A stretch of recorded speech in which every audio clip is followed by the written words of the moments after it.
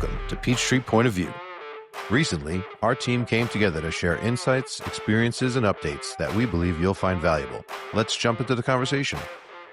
Jatin and myself want to start out by giving our thoughts on the platform on Peachtree and talk through how we have grown the business through the years. Because today, as we sit here as an organization, we have about 10 billion, a little over 10 billion of total capital under management. We started the business 19 years ago, so there's been a lot of pivots along the way. So originally we went out, bought a couple of hotels, and we've run through multiple cycles now as a business as we've grown the business into these different verticals. And I'll turn it over to Jatin. Jatin joined us in 2009, and he became the third partner of Peachtree Group, along with myself, and Matul Patel. And so the three of us really, as we started Peachtree in 2007, we went out and bought a couple of hotel properties. But the Peachtree that most people know today really started in 2009 as we faced the great financial crisis. Good morning, everybody. Yeah, to that point, I think that, when we look back at kind of the first deal that Greg and I worked on directly, it actually was a equipment finance deal where we looked at buying a pool of equipment loans that, we ultimately didn't win the bid, but, I think we bid like 50 cents and it sold for about 60 cents. But we went through that process and it was interesting at the time. I think that, when we looked at what the market was back then in the GFC or, right pre-GFC, we saw all kinds of different transactions, right? We saw equity in hotels, we saw credit, we saw equity in office and industrial and other asset classes. We saw loans to land lots. We bought a bunch of different types of loans on various asset classes. And what that did is it gave us kind of reps in different asset classes and different types of credit, different types of equity, structures, the various things. At the time, we vertically integrated the platform. So we took the property management in-house, we took development in-house. That vertical integration really became kind of our competitive moat.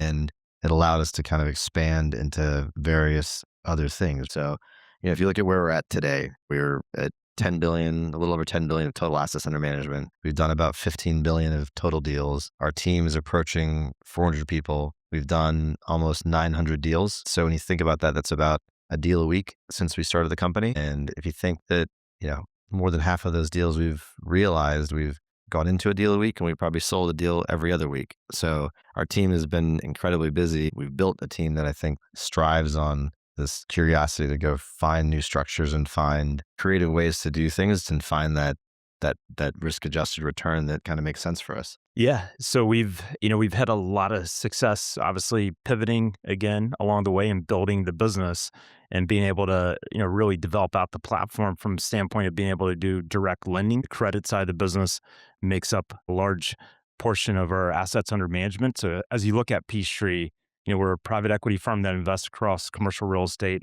A lot of people in this room know us for the hotel side because we do have heavy exposure to the hotel industry through equity investments as well as, credit investments where we're doing a lot of direct lending. Sometimes along the way, I think people or some people may not fully realize that we do have a lot of different parts of our platform that are doing things in and outside of hotels as well as real estate. So we do a lot of direct lending across all of commercial real estate. We buy a lot of debt. We work with a lot of banks and financial institutions where we buy, credit through market dislocations. And we also, have, different businesses, set up to do, lending in the media, our C-PACE lending business, we have our SBA lending business that we recently acquired and so forth. So we're very diversified as a platform. And I think that gives us a huge edge.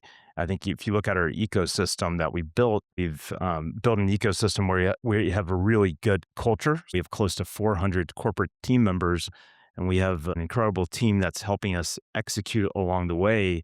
And as we've continued to grow over the last 19 years, we've added, clearly added a lot of new team members along the way. And we've also had some team members, just as we've continued to grow the platform, that have gone on and, left just because they're, at a point or a stage within their professional journey where we're not able to provide that value, or they're not finding that success that they want to see within our platform. So they're, moving on, or they're going, after other aspirations, which is, great for us to see because we've had people leave our platform and go on and do, great things elsewhere. And we've continued to backfill and add even better talent in a lot of cases as we've continued to grow our platform into new verticals or new businesses, or even strengthening the businesses that we're already, in from a standpoint of, doing the direct lending or buying assets and so forth. And to that point, we look at kind of from the kind of top to the bottom. Some of our analysts that have come in, we've been viewed as kind of a poaching ground for some of the larger private equity firms, right? So we've had people go to Starwood, KSL,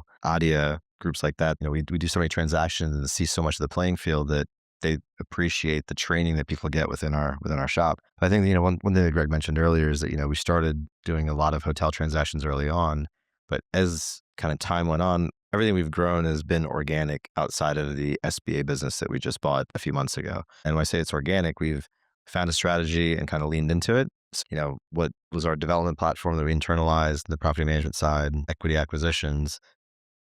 2018, we started doing C-PACE lending. We're the second largest C-PACE lender in the country now. We started doing land lot development and acquisitions and entitlement. We started doing EB5 and DST. We have got our op zones that we, on the development side where we've done opportunity zones. We have applied now for a USDA license to complement kind of our SBA license that we have, and we're under LOI for a HUD license. So, we're really rounding out these divisions that allow us to kind of grow the platform in a variety of different ways. So when we go out and go try to touch the credit side of the business, we're seeing it from a number of angles. We can solve problems for borrowers with a variety of solutions. So we can have a CPACE with a USDA or some blend of things to really go transact in the market that allows us to be competitive out there. A lot of these different businesses that we have under management as part of the Peachtree, ecosystem gives us a lot of strategic insight into market conditions. And so when you look across the market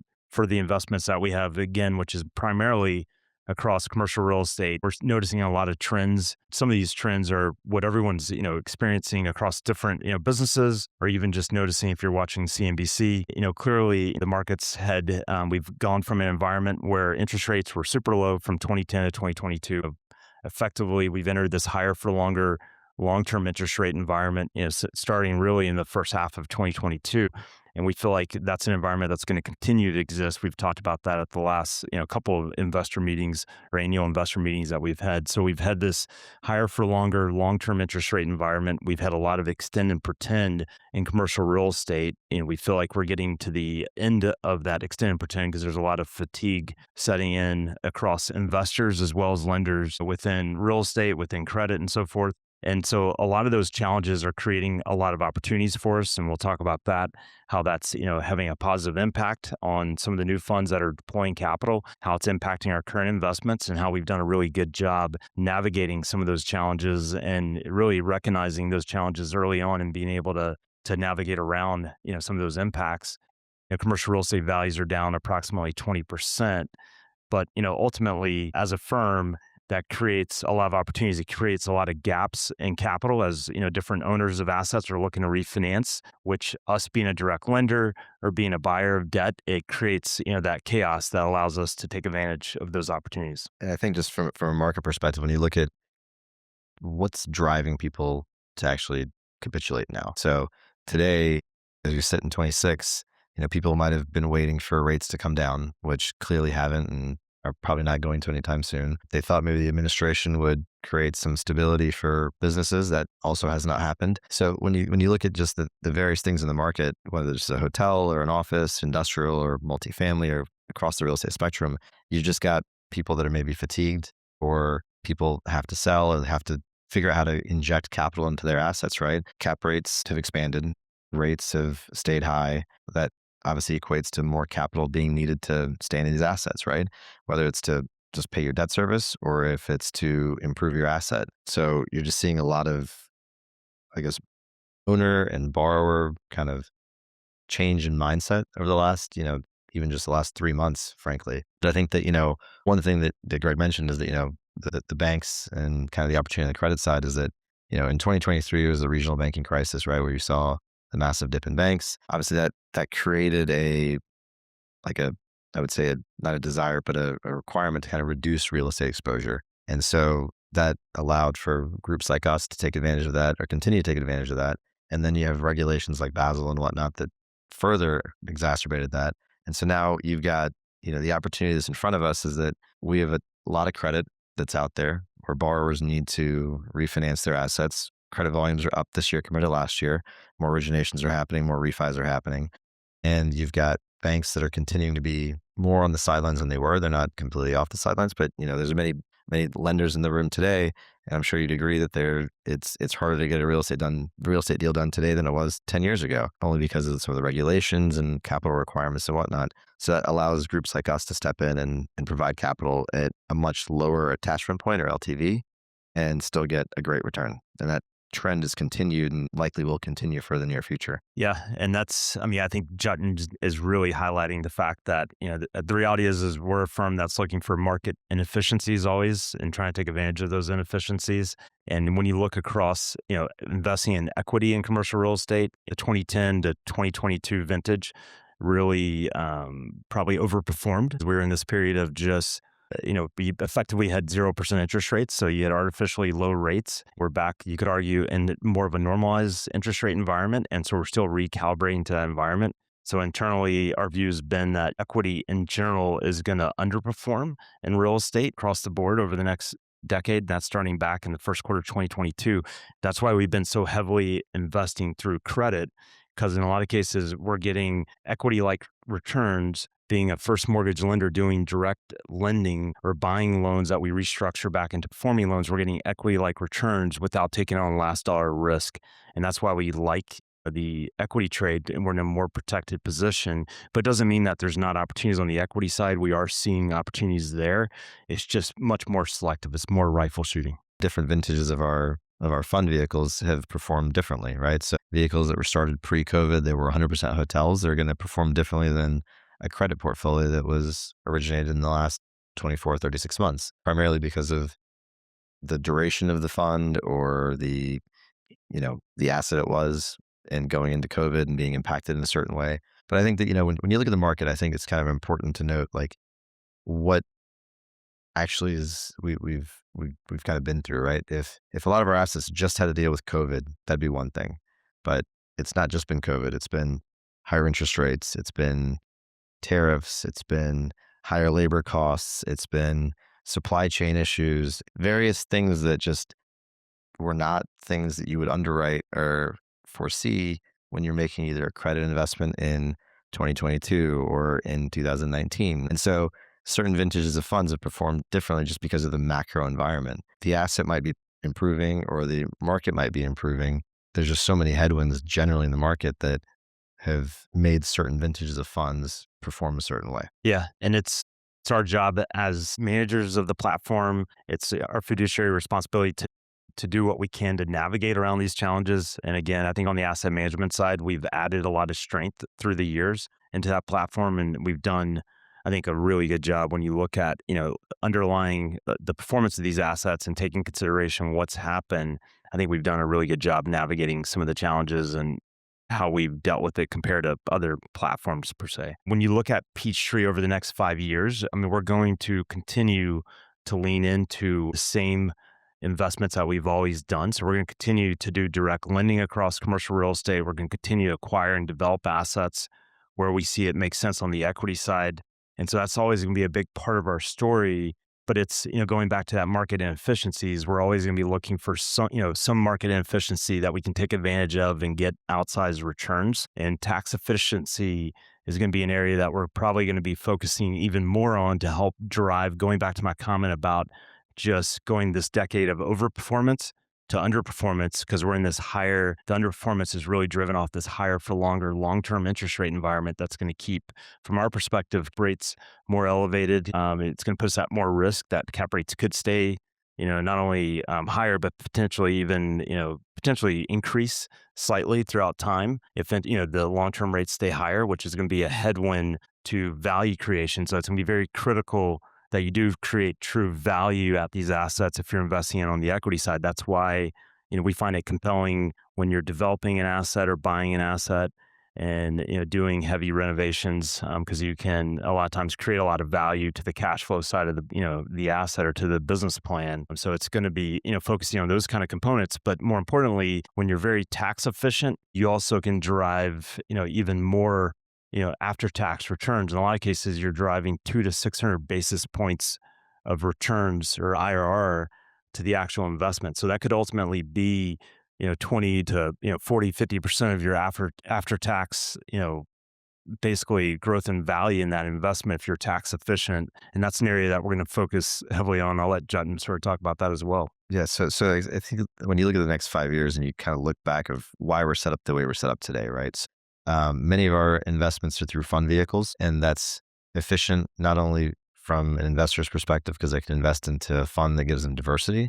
It's also efficient from us from a manager perspective because we can go get more efficient back leverage, more efficient leverage at the asset level itself. So it helps us, manage capital a lot easier. So it allows us to focus on the investments rather than focusing on capital. So if you look as we go forward, we'll continue to do fund vehicles. We'll look at, on the development side, we'll continue to look at op zones. Right? The op zone fund rules changed and they will be changing on January 1, 2027. And we'll have a op zone fund 3 to kind of take advantage of that structure. We're leaning into like gas stations, for example. So we'll go buy gas stations where you've got a lease from a credit tenant or a large regional operator. We'll effectively doing a sale leaseback where we can get the bonus depreciation in year 1. So again, super tax advantaged. The DST platform that we set up, a few years back, that one is one that we are continuing to raise capital on. That's, effectively 1031 capital and aggregation. That we've already done certain things in our funds that you already get the benefit from, right? So we have REIT blockers in our credit funds to take advantage of, the deductions that you can take there. We do cost segregation studies on all of our real estate assets to increase the depreciation and the bonus depreciation that you get. All of our real estate that we're developing, you get in year 1, you get that massive bonus depreciation that you take advantage of. Those that have Roth IRAs, we have a sleeve in some of our development deals that allows for Roth conversions. So we're really leaning into how we can find ways to get that 200 to 600 basis points of kind of IRR accretion that, that's meaningful compounding of your returns, right? So not really changing the underlying assets we're investing in, but just changing the structure and how we're doing that. Yeah. When you look over the next 5 years, we're looking to grow the business when there's, market inefficiencies that we can take advantage of. And if it's a market environment where we can't find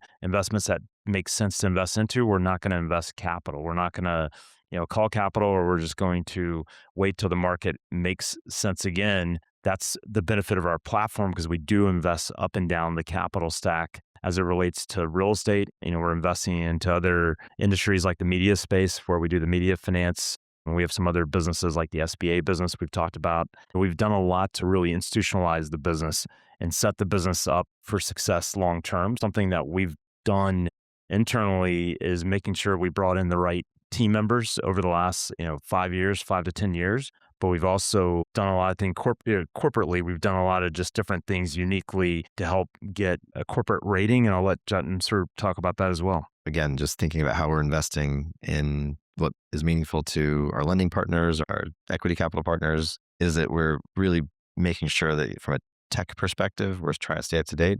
Obviously, AI is a massive conversation today, and we're investing in that. I think that if you ask each table what you're doing in it, there's probably a different answer in what you do. I'm trying to figure out what that looks like, but we're trying to make sure that it complements what we're doing and allows for us to kind of grow efficiently and not take away kind of our knitting. To what Greg was talking about a moment ago is that in 2025, a few of us spent a lot of the year working on getting the company rated by DBRS. We did that to really have a third party look at us and look at our governance, look at our cash flows, look at our team, look at our investments and see how we're doing. And, effectively we have zero desire to ever go public. That we want to operate as close to that level of institutional like quality as we can. So getting the institutional grade rating was a step in that direction. With that, we also did a bond offering, not because there was a need for capital at the business, but more so that in the event in a future time that there's a time to take advantage of the market, we weren't going to be a first-time issuer. And so we've been using that capital to just be more efficient and find new ways to grow these various businesses. We also became an RIA last year. So we're now regulated by the SEC. We've not been regulated by the SEC for I guess since inception, but we took the opportunity this past year to become an RIA registered entity. Again, just to be more institutional in how we operate and, how our governance works and how our team integrates with clients, with the outside world and everything else like that. So we're taking a lot of steps just to be more investor like focused and more institutional. That's it for this episode of Peachtree Point of View. If you found value in the conversation, hit subscribe and share it with your network. For more insights, visit us at peachtreegroup.com. And until next time, keep crushing it.